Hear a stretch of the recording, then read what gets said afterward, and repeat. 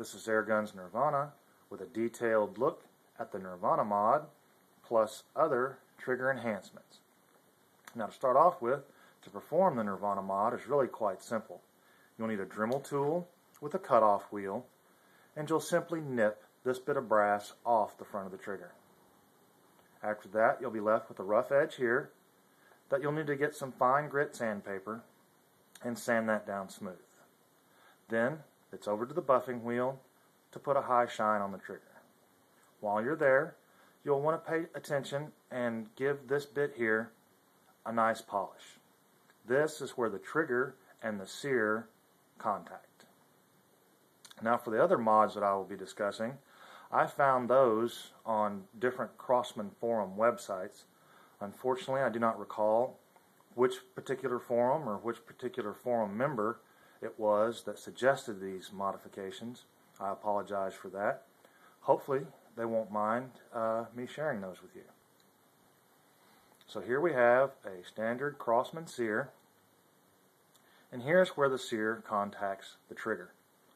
You can see that there's just a bit of a rough edge right here. We take fine grit sandpaper, sand it down, buff it to a shine. This is where the sear and the spring for the sear engages. You can see that rough bit there. We sand that down with fine grit sandpaper, hit it with the buffer. Next, this is where the sear engages the hammer. You can see this rough bit of metal there. These rough bits of metal explain why the Crosman trigger in stock form has such a gritty feeling to it.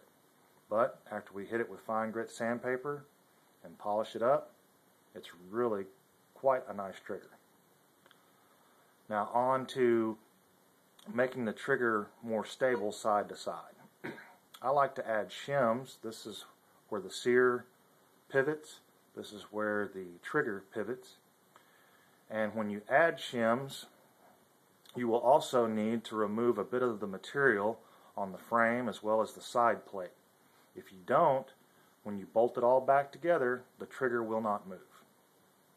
So, take some precision files that you can get from Home Depot and take your time here.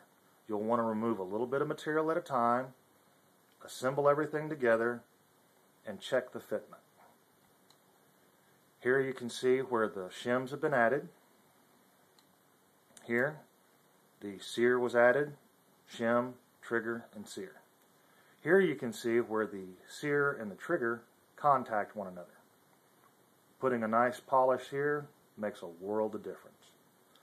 Take your time while doing this. Remove just a little bit of material at a time. It may take you assembling and disassembling this 5, 10, 15, 20 times. Be patient. The rewards for your hard work will certainly be there, I promise. Next, this is where the sear and sear spring engage. This is when the trigger is pulled. This is what it looks like. This bind here is not acceptable. So how we address that? We take and we cut the sear spring down, just a coil, add a polished 22 shell casing as a sear spring guide, and that really smooths it out.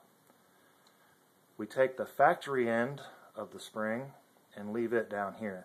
This gives you a good, consistent trigger. Well, there you go. I hope you've enjoyed the information that was given. Please feel free to post comments, questions. I'll be happy to answer any question I can. And Happy New Year to everyone.